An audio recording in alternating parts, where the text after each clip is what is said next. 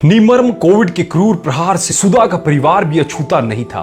पिछले कुछ दिनों में उसने अपने सास ससुर दोनों को खो दिया था और अब पति भी हॉस्पिटल में मृत्यु के पंजों से जूझ रहा था। मौत विकराल रूप लेकर उसके पति को अपने शिकंजे में कैद करने को बेताब थी और परेशानियां मुंह बाएं उसके सामने खड़ी थी। वह क्या करे, उसे कुछ नहीं सूझ रहा था। इस मुश्किल समय में वो एकदम अकेली पड़ गई थी। मदद तो दूर, कोई संतावना के दो बोल भी नहीं बोल रहा था। और फिर मदद के लिए बुलाए भी तो किसे?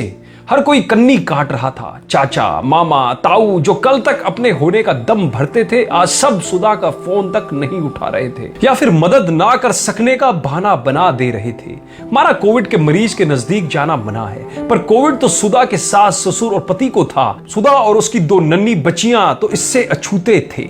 फिर इन रिश्तेदारों ने उनको क्यों अकेला छोड़ दिया? जरा सुधा की मनोस्थिति को समझिए। वह एकदम अकेली पड़ गई थी। उसके लिए रोना भी मुश्किल था, क्योंकि अगर उसकी बच्चियां रोने का कारण पूछ बैठती, वह उन्हें क्या और कैसे समझाती? बड़ी मुश्किल घड़ी थी, क्योंकि पति के इलाज में जो रुपए लगने थे उसका कहां से इंतजाम करे। घर में बच्चियों को दोनों वक्त भोजन कराए कैसे? चारों तरफ असीम अंधेरा ही अंधेरा दिख रहा था। कभी अनंत तो कभी शून्य तक सोच में घिर जाती। हजारों अपनों की भीड़ में खुद को अकेला पाती। पर इस जिंदगी की उलझने तो सुलझनी ही थी। तब उसे मां लक्ष्मी का ध्यान आया।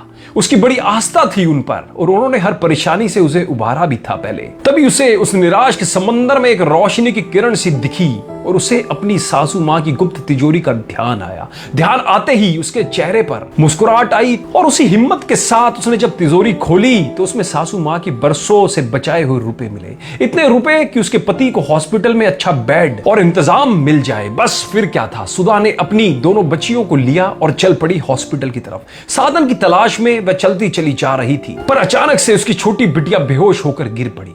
अब सुधा को काटो तो खून नहीं, वह घबरा गई। घबराना लाजमी भी था, क्योंकि वह मां जो थी, क्या करे क्या ना करे, इसी घबराहट में उसे सामने मंदिर दिखा तो उसने झट से अपनी बिटिया को गोद में उठाया और दूसरी का हाथ पकड़ा और जाकर मां के मंदिर में बैठ गई। तभी अचानक से वहां एक अत्यंत तेजोमयी महिला आई और सुधा के पास बैठकर उसकी बिटिया के सर पर हाथ फेरने लगी। उन्होंने बिटिया के मुख पर पानी के छींटे मारे और उसे फिर शीतल जल भी पिलाया। उन्होंने सुधा की निराशा में आशा की लौ जलाई और फिर खुद उसे अपनी गाड़ी में बिठाकर हॉस्पिटल तक छोड़ा। वह अनजान अजनबी थी, पर फिर भी उनमें इंसानियत जिंदा थी। उनकी मदद से सुधा के पति का इलाज संभव हो पाया। जैसा कि इस कहानी की शुरुआत में मैंने आपको कहा कि सुधा की मां लक्ष्मी पर असीम आस्था थी और वह अपने हर दुख में, हर सुख में उनको सम्मिलित जरूर करती थी। आज भी घर से निकलते समय उसने अपने घर के मंदिर में विराजमान मां को अपने साथ चलने का निमंत्रण दिया था। उसने कहा कि आप मेरे साथ चलिए और मेरे साथ रहिए। अब जब मां खुद उसके साथ गई तो उसका अहित कैसे होता? जिसके पास आस्था का कवच हो